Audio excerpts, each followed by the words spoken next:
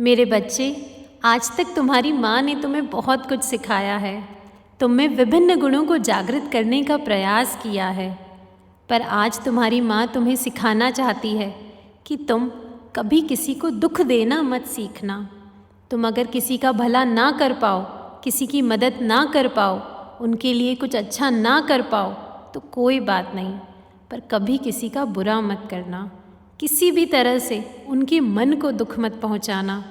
किसी के जीवन में उमंग, उत्साह, आत्मविश्वास ना जगा पाओ तो कोई बात नहीं, परंतु किसी को आत्महीनता की ग्रंथि का शिकार बनाने का पाप अपने सिर ना लेना। तुलसीदास जी भी कहते हैं, पर पीड़ा सम नहीं अधमाही, दूसरों को दुख देने से बड़ा कोई पाप नहीं होता।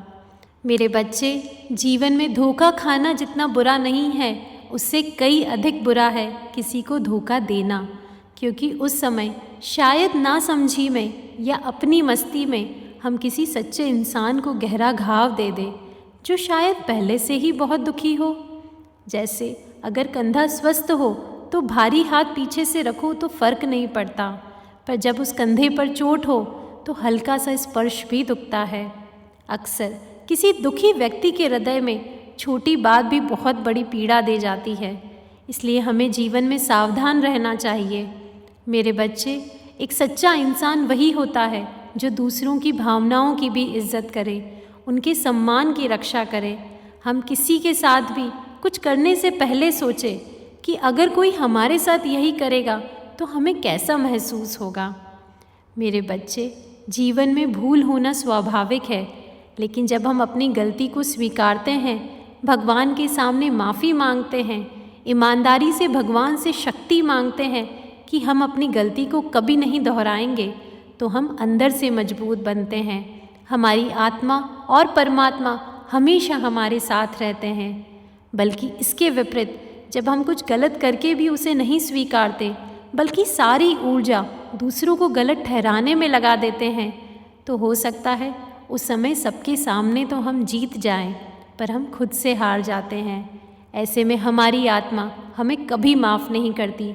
कोई जाने या ना जाने, वह सारे सच जानती है, और जीवन में जब कभी भी हम उस परिस्थिति के बारे में सोचते हैं तो वह हमें अंदर से कचोटती है।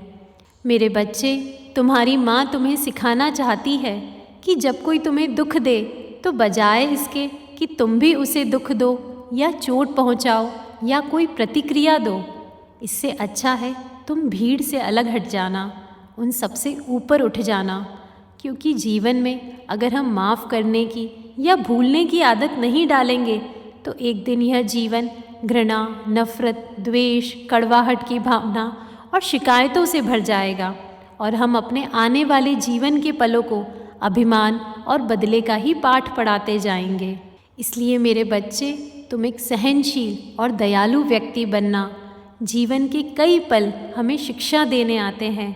मैं चाहती हूँ तुम उस स्थिति का साहस से सामना करना, एक नए दिन के साथ एक नया अध्याय शुरू करना।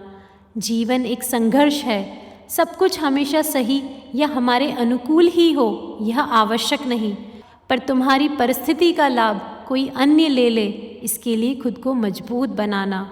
मेरे बच्चे, जीवन में सच्चाई और सरलता पाना आसान नहीं होता। कभी कभी कुछ नहीं कहना भी सब कुछ बोल जाता है। दूसरों को माफ़ करने भर से हमारे मन में एक पॉजिटिव एनर्जी पैदा होती है जो हमें आंतरिक सुकून देती है। मेरे बच्चे, भूल इंसान की प्रवृत्ति है तो क्षमा भी इंसान का गुण है। तुम जीवन में सदैव खुश रहना और अपने आसपास भी सभी को खुश रखना। गलती हो जाए तो माफ़ी मांगना, जाने या अनजाने कभी किसी का दिल ना दुखाना। तुम सदैव यह मूल मंत्र याद रखना मेरे बच्चे, यह मूल मंत्र याद रखना।